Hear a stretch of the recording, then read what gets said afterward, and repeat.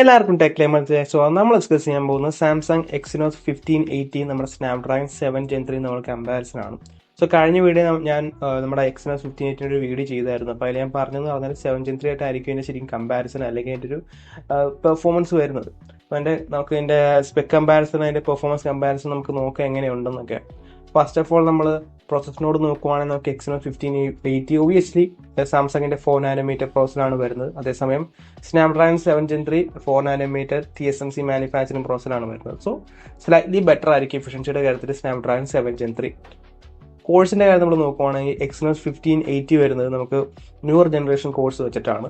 നമുക്ക് triple cluster design ആണ് വരുന്നത്. ഒരു ആദ്യത്തെ ക്ലസ്റ്ററിൽ നമുക്ക് കോർട്ടെക്സ് A720 ആണ് വരുന്നത് 2.9 GHz. സെക്കൻഡ് ക്ലസ്റ്ററിൽ 3 കോർട്ടെക്സ് A720 ആണ് വരുന്നുണ്ട് പെർഫോമൻസ് കോഴ്സ് ആയിട്ട് 2.6 GHz ആണ്. പിന്നെ തേർഡ് ക്ലസ്റ്ററിൽ 4 കോർട്ടെക്സ് A520 വരുന്നുണ്ട് 1.95 GHz എഫിഷ്യൻസി കോഴ്സ് ആയിട്ട്. അതേസമയം 7 Gen 3 ആണെങ്കിൽ സ്ലൈറ്റ്ലി ഓൾഡർ കഴിഞ്ഞ ജനറേഷൻ ആയിട്ടുള്ള കോഴ്സാണ് ഉപയോഗിക്കുന്നത്. കോർട്ടെക്സ് A715 ആണ് ഉപയോഗിക്കുന്നത്. ഫസ്റ്റ് ക്ലസ്റ്ററിൽ 2.63 GHz ആണ്. സെക്കൻഡ് ക്ലസ്റ്ററിൽ കോർട്ടെക്സ് A715 ആണ് വരുന്നത് പെർഫോമൻസ് കോഴ്സ് 2.4 GHz. തേർഡ് ക്ലസ്റ്ററിൽ 4 കോർട്ടെക്സ് A510 1.8 GHz ആണ് വരുന്നത്.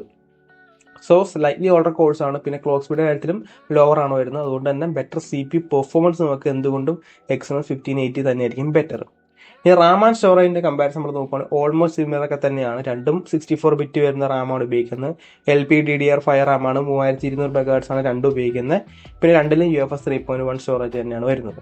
സോ റാം ആൻഡ് സ്റ്റോറേജിൽ വലിയ ഡിഫറൻസും കാര്യങ്ങളൊന്നും വരുന്നില്ല. അപ്പോൾ നമ്മൾ ഇനി GP കാര്യം നമ്മൾ നോക്കുകയാണെങ്കിൽ ഇവിടെ നമുക്ക് വരുന്നത് സാംസങ് എക്സിനോസ് 1580 വരുന്നത് സാംസങ്ങിന്റെ തന്നെ എക്സ്ക്ലിപ്സ് 540 GPU ആണ്. AMD RDNA3 ബേസ്ഡ് GPU ആണ് വരുന്നത്. സോ ഇത് അത്യാവശ്യം കേപ്പബിൾ ആയിട്ടുള്ള GPU ആണ്. കഴിഞ്ഞ ജനറേഷനേക്കാളും 1480 അല്ല എക്സിനോസ് 1480 ഏതാണ്ട് 37% ഫാസ്റ്റർ GPU ആണ് ഇവിടെ ഉപയോഗിക്കുന്നതാണ് പറയുന്നത്. അതേസമയം 7 Gen 3 നിങ്ങൾക്ക് Adreno 720 GPU ആണ് വരുന്നത് 975 MHz ആണ് ക്ലോക്ക് ചെയ്തേക്കുന്നത്. പിന്നെ എക്സിനോസ് 1580 GPUവിന്റെ ക്ലോക്ക് സ്പീഡും കാര്യങ്ങളൊന്നും പറഞ്ഞിട്ടില്ല.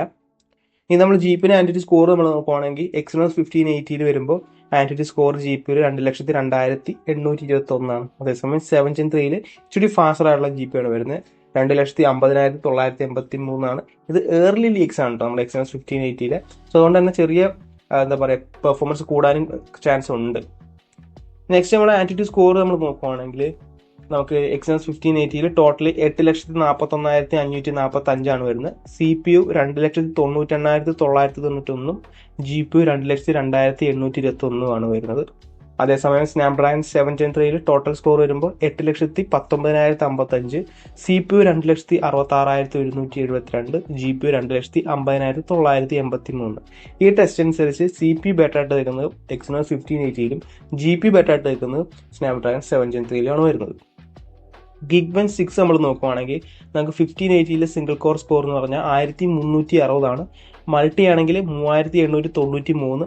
അതേസമയം 7 Gen 3 ആണെങ്കിൽ സിംഗിൾ 1139, മൾട്ടി 3375. ഒബിയസ്ലി ബെറ്റർ ആയിരിക്കും 1580. ഞാൻ പറഞ്ഞ പോലെ തന്നെ നേരത്തെ ക്ലോക്ക് സ്പീഡ് കുറവാണ്. പിന്നെ അതുപോലെ ന്യൂവർ ജനറേഷൻ കോഴ്സാണ് 1580 ഉപയോഗിക്കുന്നത്. അതുകൊണ്ട് തന്നെ എന്തുകൊണ്ട് സ്കോർസ് ബെറ്റർ ആയിരിക്കും 1580. ഡിസ്പ്ലേ സപ്പോർട്ട് നമ്മൾ നോക്കുവാണെങ്കിൽ നമുക്ക് Exynos 1580 full HD plus 144 Hz വരെ മാക്സ് ഉപയോഗിക്കാൻ പറ്റും.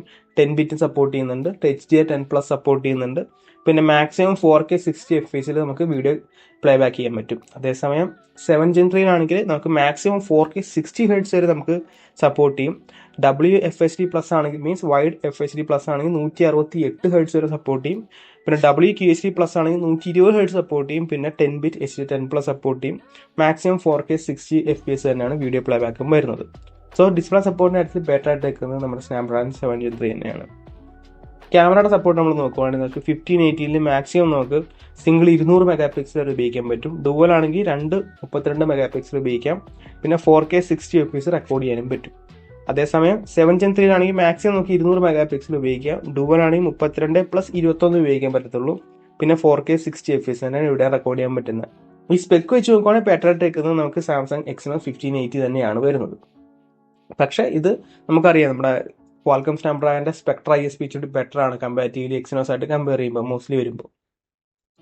പിന്നെ കണക്ടിവിറ്റി ആയിട്ട് നമ്മൾ നോക്കുവാണെങ്കിൽ ഇപ്പോൾ എക്സിനോസ് 1580 നമുക്ക് 2 ബാൻഡും അവൈലബിൾ ആണ്. നമുക്ക് sub 6 GHz millimeter wave 5G രണ്ടും അവൈലബിൾ ആണ്. ഡൗൺലോഡ് സ്പീഡ് നമ്മൾ നോക്കുവാണെങ്കിൽ 5.1 GB/s ആണ്. എന്ന് വെച്ചാൽ 637 MB/s. അപ്ലോഡ് സ്പീഡ് ആണെങ്കിൽ 1.28 GB/s എന്ന് വെച്ചാൽ 160 MB/s ആണ് വരുന്നത്. പിന്നെ വൈഫൈ 6E സപ്പോർട്ട് ചെയ്യുന്നുണ്ട്, ബ്ലൂടൂത്ത് 5.4 സപ്പോർട്ട് ചെയ്യുന്നുണ്ട്, അങ്ങനെ എല്ലാ ഫീച്ചേഴ്സും വരുന്നുണ്ട്. പിന്നെ 7 Gen 3 ആണെങ്കിൽ ഇതിലും നമുക്ക് രണ്ടെണ്ണം വരുന്നുണ്ട്. 5G ബാൻഡ് വരുന്നുണ്ട്, സബ് 6 GHz സപ്പോർട്ട് ചെയ്യുന്നുണ്ട്, millimeter wave ബാൻഡുകളും സപ്പോർട്ട് ചെയ്യുന്നുണ്ട്. ഇവിടെ നമുക്ക് ഡൗൺലോഡ് സ്പീഡ് 5 GB/s ആണ് എന്ന് വെച്ചാൽ 625 MB/s. Upload speed 3.5 GB/s 437 MB/s. Wifi 6 ആണ് വരുന്നത്, ബ്ലൂടൂത്ത് 5.4. സോ അപ്ലോഡ് സ്പീഡും ഡൗൺലോഡ് സ്പീഡും വെച്ച് നോക്കുവാണെങ്കിൽ സ്ലൈറ്റ്ലി ബെറ്റർ ആയിട്ട് സ്നാപ്ഡ്രാഗൺ 7 Gen 3 തന്നെയാണ് വരുന്നത്. സോ ഈ കൺക്ലൂഷൻ നമ്മൾ നോക്കുവാണെങ്കിൽ ഇച്ചിരി കട്ടക്കിക്കുന്ന ഒരു പ്രോസറായിട്ടാണ് എനിക്ക് തോന്നുന്നത്. 1580 നമുക്കിപ്പോൾ സ്നാപ്ഡ്രാഗൺ 7 Gen 3 ആയിട്ട് കമ്പയർ ചെയ്യുമ്പോൾ നേരത്തെ എക്സിനോസ് പ്രോസർ ഒന്നും ഈ മിഡ് റേഞ്ച് വരുമ്പോൾ നമ്മുടെ 7 Gen 3 ആയിട്ടോ അല്ലെങ്കിൽ സ്നാപ്ഡ്രാഗന്റെ പ്രോസറൊക്കെ ആയിട്ടൊന്നും അങ്ങനെ കമ്പീറ്റ് ചെയ്യുന്നില്ലായിരുന്നു. ഈ ഇടയായിട്ട് നമുക്ക് എക്സിനോസിന്റെ പ്രോസറുകളൊക്കെ ഇച്ചിരി ബെറ്റർ ആയിട്ട് വരുന്നുണ്ട്. അതിന്റെ എഫിഷ്യൻസിയുടെ കാര്യത്തിലായാലും പിന്നെ ഹീ ജനറേഷന്റെ കാര്യത്തിലായാലും ഇച്ചിരി ബെറ്റർ ആയിട്ടൊക്കെ വരുന്നുണ്ട്. ഈ 1580 നല്ലൊരു പ്രോസറായിട്ടാണ് എനിക്ക് തോന്നിയിരിക്കുന്നത്. പക്ഷെ ഒരു കാര്യമുണ്ട്, പ്രൈസിംഗ് ആണ് ഏറ്റവും ഇമ്പോർട്ടന്റ് കാര്യം. പിന്നെ ഇത് A56 ആദ്യം വരാൻ പോകുന്നത്. അതുകൊണ്ട് തന്നെ നമുക്ക് ബഡ്ജറ്റ് സീരീസിലൊന്നും ഇത് പ്രതീക്ഷിക്കേണ്ട. ആദ്യം തന്നെ ഒരു 38,000 രൂപ റേഞ്ച് ആയിരിക്കും, 35,000-38,000 രൂപയ്ക്കൊക്കെ ആയിരിക്കും ഇത് വരാൻ പോകുന്നത്. A56 അതിലെ ചിപ്സെറ്റ് ആണിത്. അപ്പൊ നിങ്ങൾ എടുക്കാണ്ടിരിക്കുന്നതായിരിക്കും നല്ലത്.